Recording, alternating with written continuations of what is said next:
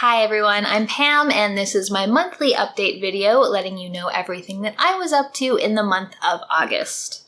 So August was a fairly eventful month in terms of video and other content for me. I guested on 2 podcasts, which was exciting. I always love being a podcast guest. The first was a repeat appearance on my friend Michelle's podcast called Petee's Power Hour, which is a podcast all about wine and liquor and various potent potables. And this episode, we talked about rosé wine, which I didn't really know all that much about. It's a wine I didn't really get into until the last few years, but Michelle, as always, had tons of information about the wine and where it comes from and the history, and we combined tasting wine with fun facts. We also talked a lot about Brad Pitt because we talked about a wine that wine from a vineyard that him and Angelina Jolie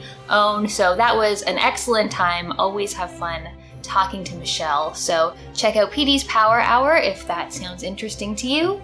And the other podcast I was on is also a return appearance and also a Power Hour podcast. This is the Power Hour podcast from Drink a Beer, Play a Game. And I talked to Brian and Jim about various topics, just games we've been playing, news happening around the world of gaming, things that are making gamers mad, and then some questions just about, what did we talk about? We talked about kart racers versus party games, and if being good at games is overrated. And it was a lot of fun, had a few drinks, had some chatting, lots of fun, so check out that one as well. The links to both podcasts will be in the description below.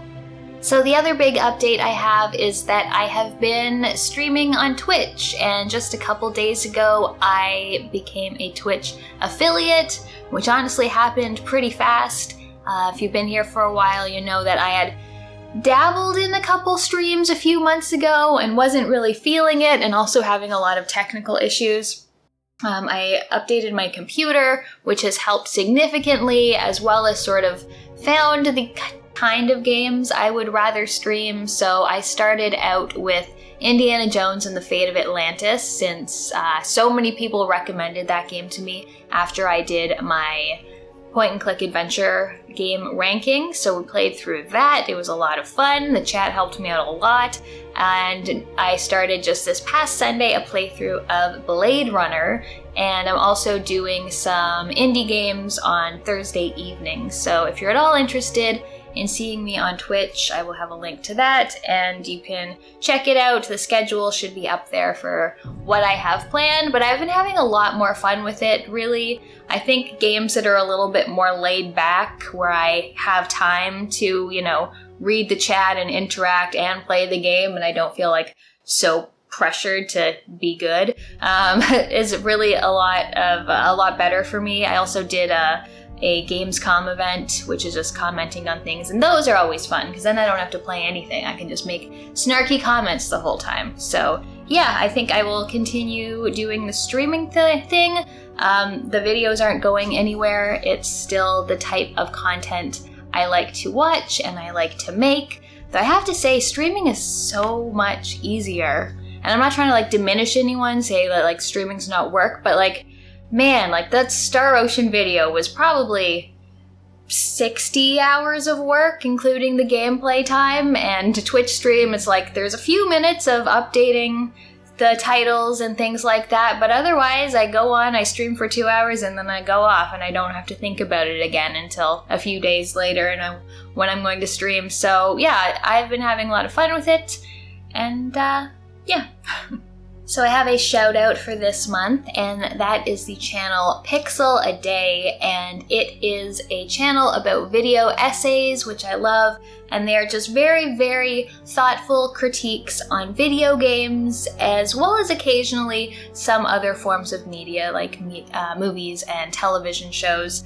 The video that really caught my attention was a 50-minute critique of Nier Automata. You might know I hate that game with a passion, and this is one of the few sort of serious video essayists I've heard share my opinion, and they go over both the story and the gameplay and the ways it sort of let her down, and talked about it in ways much smarter than I did in my little ranty segment I did on a video a while ago. And it brought up things that I hadn't really even thought about or noticed in the game myself. So that was definitely something that made this channel stand out to me. If you love Nier Automata, just skip that video. Don't go argue with them.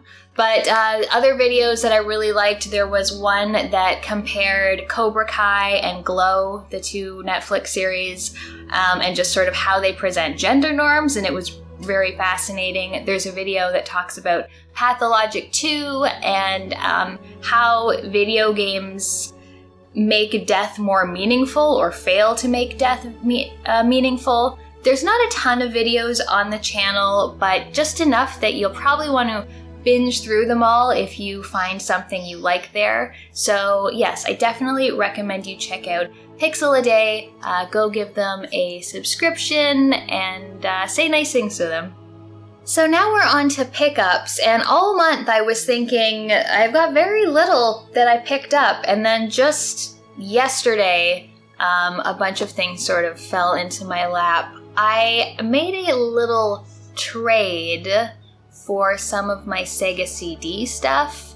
I love Sega CD. You know, I had a mid-size collection of games, but I've also been using the Mega SD flash cart that can basically play any Genesis Master System or Sega CD games. So I ended up trading my JVC XI, which I love, but honestly hadn't really gotten any use since I got that flash cart, and a bunch of my games. I kept a few of the ones that are sort of more meaningful to me, or the ones that are my favorite on the system, for a bunch of other stuff. So I got an analog Mega SG. This is a fantastic system. It's not in here because it's hooked up right now, but I got the analog Super NT for the Super Nintendo games a few months back, and I really love it. It has such a beautiful picture, especially since I do not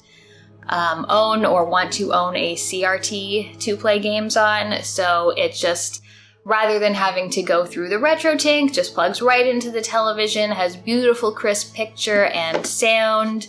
And so I just put the Mega SD in the Mega SG, which isn't a confusing naming scheme at all. And yeah, so this is what I will be playing most of my Sega games on now. And then I, of course, also got the controller. This is the 8-bit DOE, what's it called? It just says wireless gamepad. So yes, it feels very, very nice in my hands. So just got that to go with it. And I got a bunch of Switch games in the trade as well. Some of the more rare or valuable ones. I got Celeste on Switch, which is, I think, one of the earlier limited run releases as far as I can remember. I really want to play more Celeste. I started it and I was like, this is too hard, and I quit, which I think is sort of antithetical to the message of the game, but I want to try this again. I also got Darius Burst EX. I love my shoot 'em ups, so hard to say no to this one.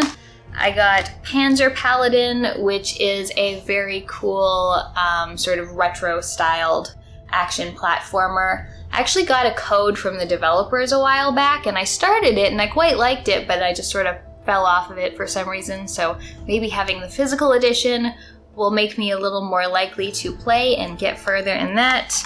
And as I talked about, I think last month, quite a bit, I got the physical Xenocrisis for the Switch. So a bunch of really good indie games, and yeah, my little Sega CD shelf is empty now. I've sort of replaced it with Switch games, but I think it was a pretty good trade. I don't really need the Sega CD games. I you know how I've got my PC big box that I don't play and they're just for display reasons.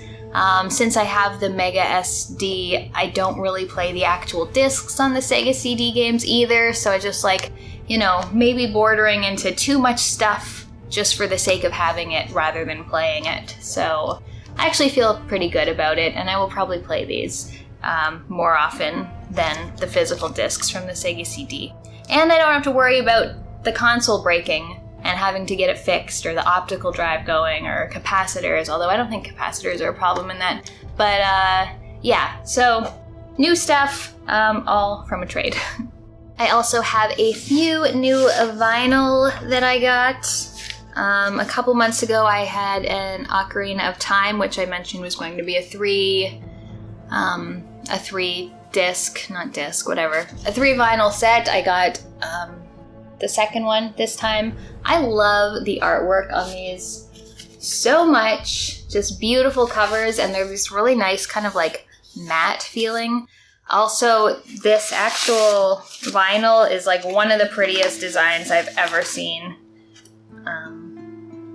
It's just gorgeous. I love this sort of red and orange fiery theme is really nice. And then it also came with a really nice booklet that just goes over various things about the game and the soundtrack to the game, the tracks that are included on this. So very happy to have this. This actually came from a trade as well. And then I got the Simon's Quest vinyl. I actually don't like that it's so small. I feel like I have to flip it over almost immediately because it's a very, very short soundtrack, but it's also a very good soundtrack. You know, I've talked about the 16-bit games and how the soundtracks that everyone else loves, and I'm just like, oh yeah, they're okay, but I really like the NES soundtracks. And, you know, this has Bloody Tears on it, so great soundtrack. Haven't actually played Simon's Quest before, but I can still appreciate the music. And last but not least, you know how much I love the game Blasphemous, which, by the way, is getting its final DLC in December and just announced that it's getting a sequel, which I'm super excited about. I got this beautiful Blasphemous art book. It came from Spain. It is absolutely gorgeous. It's got both English and Spanish text in it, and it just goes over sort of the process of making the art, the various characters, and not just the art behind them, but sort of the story behind them. So this will be a really good one to like actually sit down and read, in addition to looking to the pictures. It just came in yesterday, so I haven't had a chance to do that yet, but it's gorgeous. I'm very glad I have it. The only thing that I'm not glad about, and it's probably going to drive me much crazier than it should, is that the spine is printed upside down compared to every single other art book on my shelf.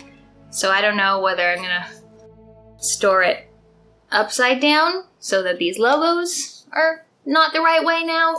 But if I can forget about that part, this is a absolutely gorgeous book. Okay, and now on to what I've been playing, and as usual, I've been playing quite a lot. The first game I played is Death Trash, and this is actually what got me back into streaming.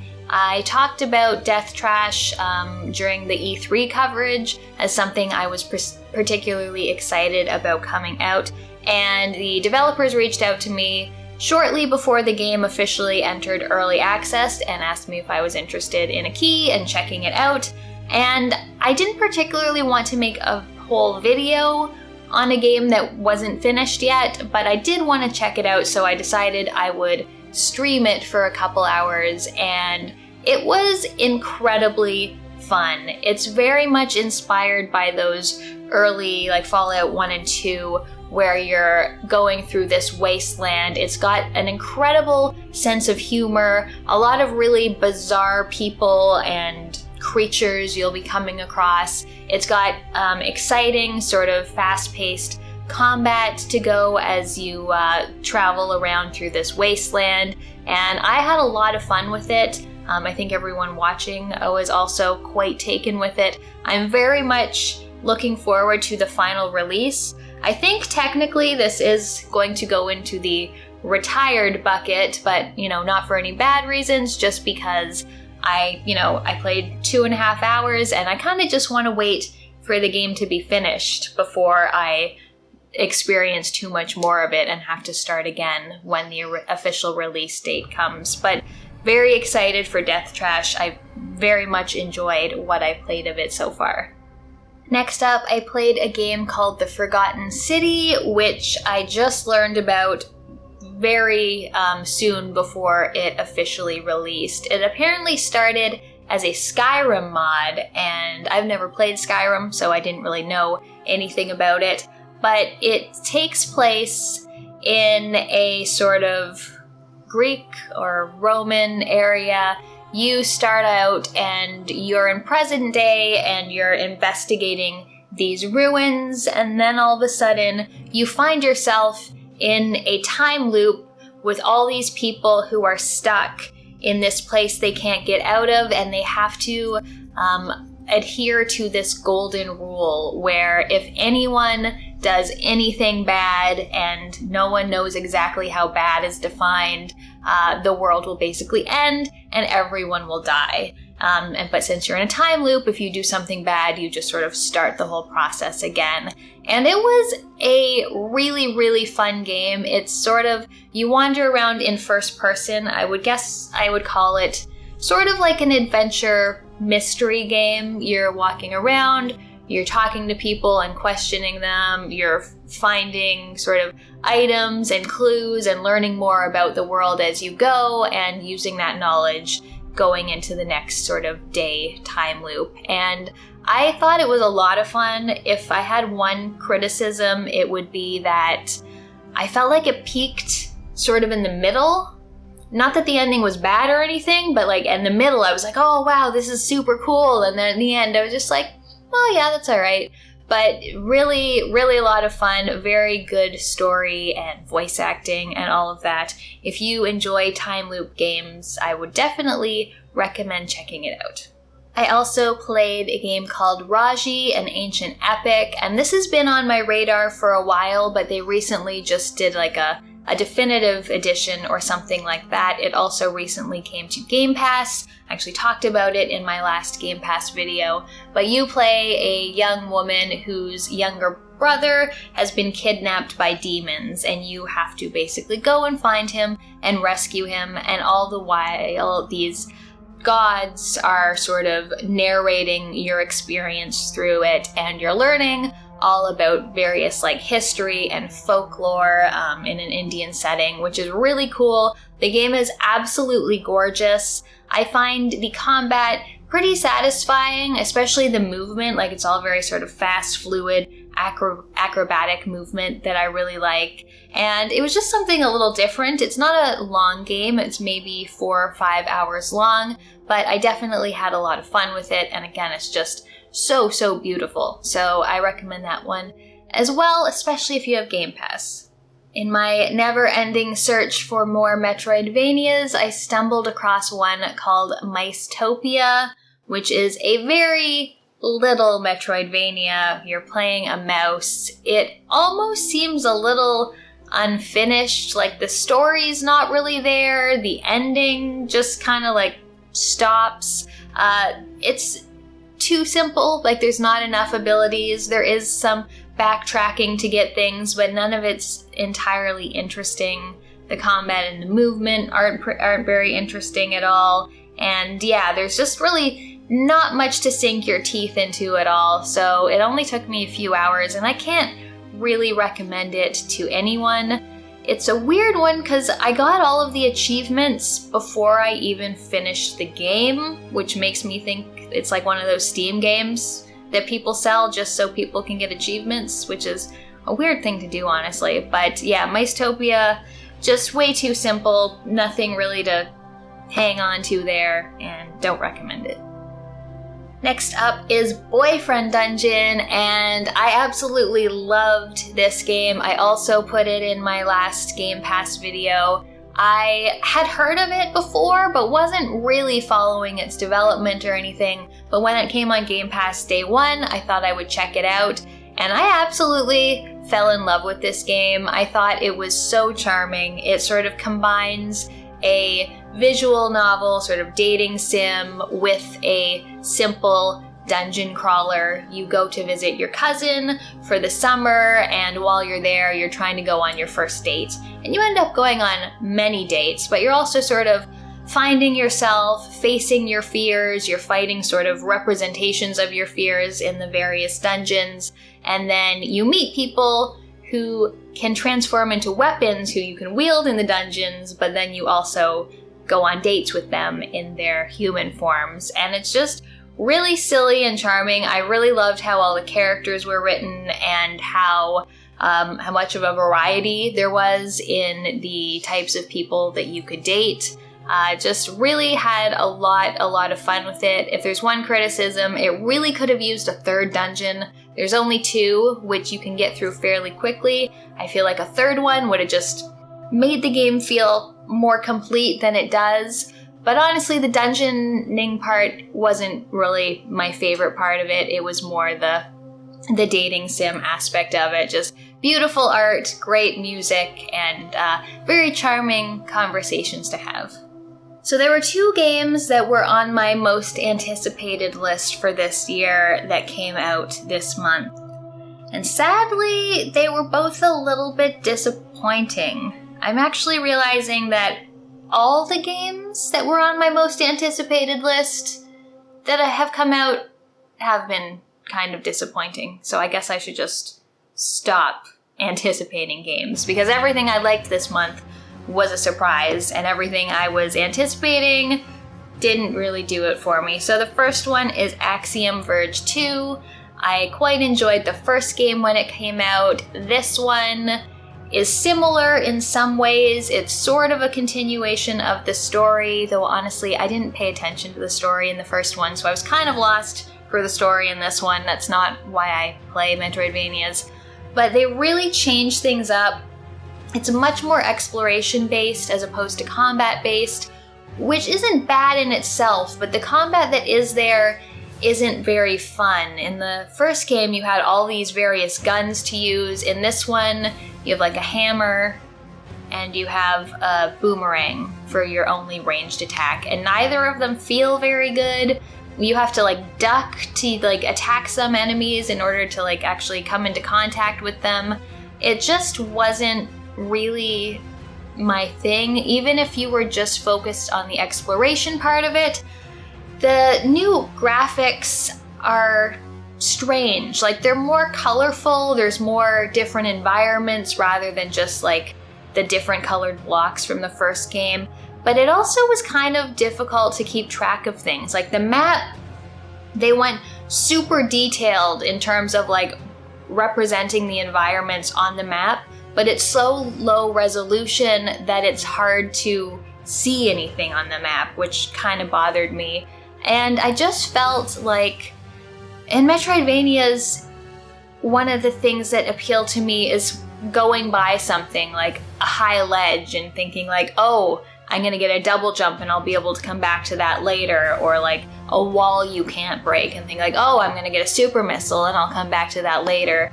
But I didn't feel that this time. When I got a new upgrade, I didn't really have a handle on where to go to use that upgrade, and I ended up just sort of having to wander around the map until I found areas to use it.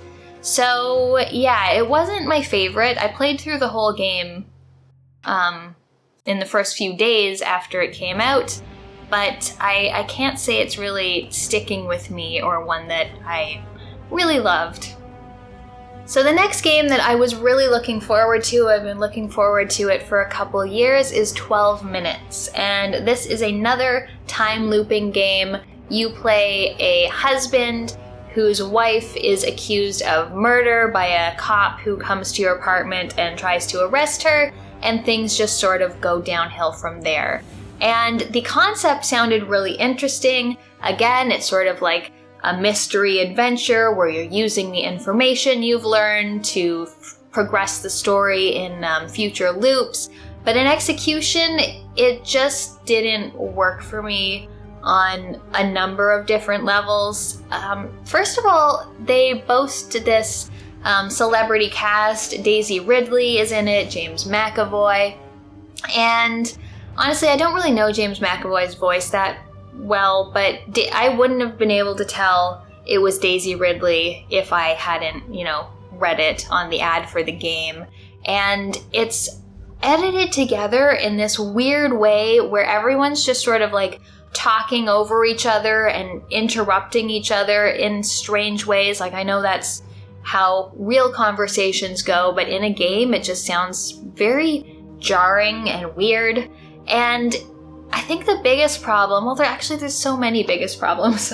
One of the biggest problems in terms of actual gameplay is that the apartment you're in is like oppressively small. You have this tiny little main room where your couch is across from the kitchen table. Like, these people don't own a television or anything, and they do weird things like have a fancy dessert, no dinner, but then drink tap water out of mugs to go with their fancy dessert. It's just some strange choices. But there's not much to do or many places to go. Like, with so many time looping games like The Outer Wilds, The Sexy Brutale, The Forgotten City, which I talked about before, like, there are different places to go. Like, in The Outer Wilds, you have multiple planets to explore. In The Sexy Brutale, you have a whole estate. Here, it's just you, your wife, the cop, and a bathroom, a bedroom, a kitchen, living room, and maybe 30 items to interact with over the course of the whole game. So while it starts out interesting enough and, seeing how you can interact with things, what different actions or different conversation paths will do, once you get to about the halfway point of the game, I felt really sort of railroaded. Like, there was really only one correct thing to do to progress the story any further. And there wasn't that sense of like playing and experimenting, because I got so tired of doing the first part of the game that I didn't want to screw up. I didn't want to experiment. I just wanted to know what the correct answer was. Otherwise, I'd have to keep listening to those same conversations and doing the same actions. There was very little option to fast forward dialogue. Like, you can do it sometimes, but not other. And then it's still only just line by line. And so it just became very tedious and frustrating to play. And then overall, the story just ended up being kind of stupid, which is disappointing. So yeah, I was very much looking forward to 12 minutes. And aside from it being, sort of interesting during the first hour or so of gameplay, I just felt it really did not come together with any sort of satisfying conclusion, and the gameplay just got more tedious as it went. Alright, so now I will talk about Indiana Jones and the Fate of Atlantis, which I played through over on Twitch. And so many people really hyped this game up, saying that it was one of the S-tier games, up there with Monkey Island. I can't really agree with that. I have pet peeves about games, and one of them is mazes. And Fate of Atlantis has not one, not two, but 3 mazes over the course of the game. One of them isn't terrible, but 2 of them are just the usual go through this door and hope it takes you to the right place, and not fun at all. I mean, there's really interesting things in it. The voice acting, I played the talkie version, is very good. The person they got for Indy does a really good job. There's also multiple paths through the game that you can take. I went through with the Sophia, his sort of woman companion during the game, and we went through the whole thing together, but I think there's a way to go through sort of alone in a puzzle solving way or alone in a fighting way. I did find a lot of the puzzles quite obscure, which isn't surprising. That's just kind of how point and click adventures were at that time. But some of the things that really were driving me crazy were the items and how you use them. Sometimes you'd use an item and then you'd never have to think about it again. Sometimes you'd use an item like a ladder, and then you were supposed to know to pick the ladder back up and use it again later. But then other things like a flashlight you use, which you would think would come in handy a lot, and you'll be like, oh, I better put this flashlight back before we leave. And it's like, why wouldn't you take the fucking flashlight with you? So there was a bunch of that, just sort of how useful inventory is, or how often it's. Don't scratch me. You're a jerk.